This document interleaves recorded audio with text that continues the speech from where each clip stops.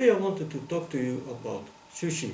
As you know, sushi is a very renowned dish nowadays. Everybody likes it. It's a kind of luxury dish. And what's really important about sushi is the rice. Actually, the rice is called sushi metsu. That's and even people say that sushi is an abbreviation of sushi, and soup means vinegar, and meshi, which means rice, and soup meshi would have become sushi, although that's not really certain whether it went like that. And the rice itself, which we have in sushi, we call it sushi metsu. The rice is what makes it special. You need white rice.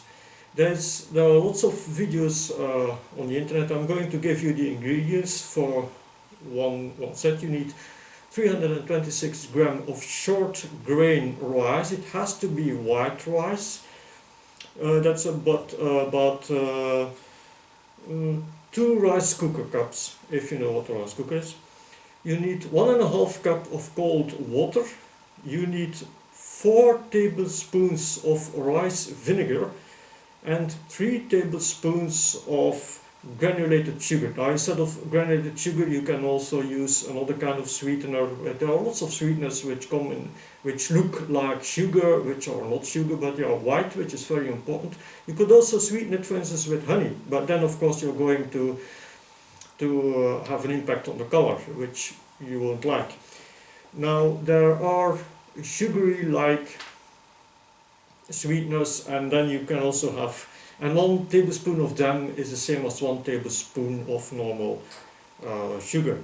And you need 1 teaspoon of salt. So that's important. You need salt, you need sugar, you need vinegar, and you need, of course, your white rice. Now, why is that?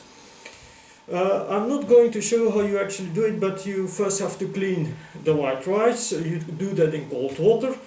Then you add some water, you do it in a bowl, you let it cook for 30 minutes, then you put it off the fire, you let it steam for 10 minutes, you add the vinegar and the sugar and the salt, then you again let that standing there, and that's basically it.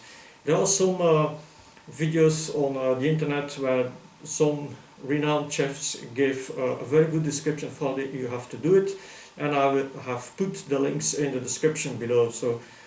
But I'm not talking to you to explain how to make it.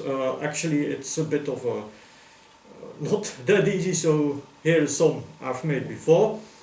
Now, the fact is that why sushi? What's the origin of sushi? Now, as you can see, and that's one of the reasons why sushi has become so enormously popular, it looks nice. We in the West aren't used to white food and all those colors, green from the seaweed and things like that.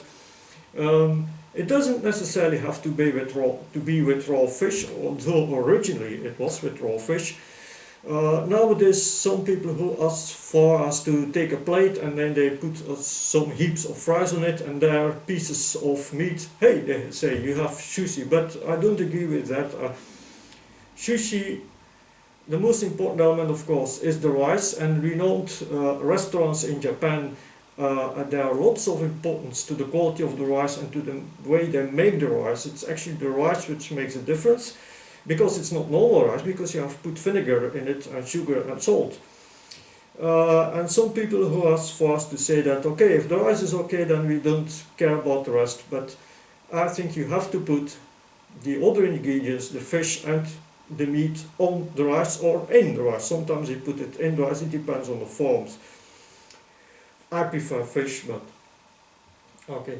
Now, why is that? Well, it's often used with feasts. But why? Well, if you get visitors, and if that's a family visit, then you very often don't have the time to be in the kitchen. It's a bit rude to let your guests sitting there on their own while you are being busy in the kitchen. So what did they do?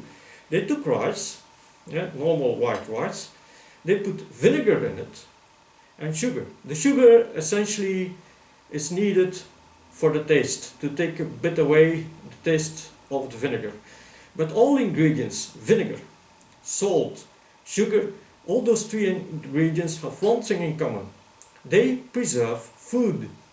That's why you have salted fish and all that kind of stuff, to preserve the food for a very long time. So they have made the rice with food preservers so they could make it today and eat it tomorrow. And then they have put the fish on it so that the fish is also protected by the treated rice.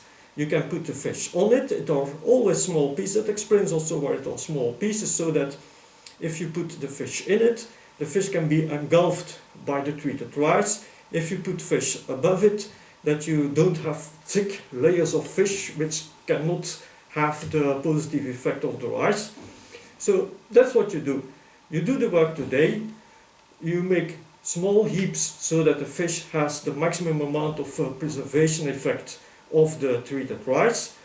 You put it in the cold, and the next day you can serve it to your guests. You give it nice forms. You cut the fish in beautiful pieces because it is to entertain your guests. That's why you have such nice heaps and all those colors, and so they'll have to do it the fact that it is for a feast. But actually, as such, the food itself is not really as special. It is the normal everyday food which you have very often in Japan: rice and fish, even raw fish. So I don't like all the hula baloo that they make nowadays about sushi. You can make it nice, of course, but originally it is a normal dish which is served in a way to entertain your guests, to be friendly towards your guests, so that they have something nice to look at, so that you show that you like to have their visit, and also to give you the possibility to make it the day before, so that you don't have a lot of work, a lot to do on the day that their visit comes, so that you can entertain your guests in a more pleasant way. That's the aim of sushi. That doesn't mean it's a bad dish, of course. It's a very tasty dish. Lots of people like it, so do I, and I'm going to eat all of this, and I'm going to enjoy this tremendously. Thank you for watching.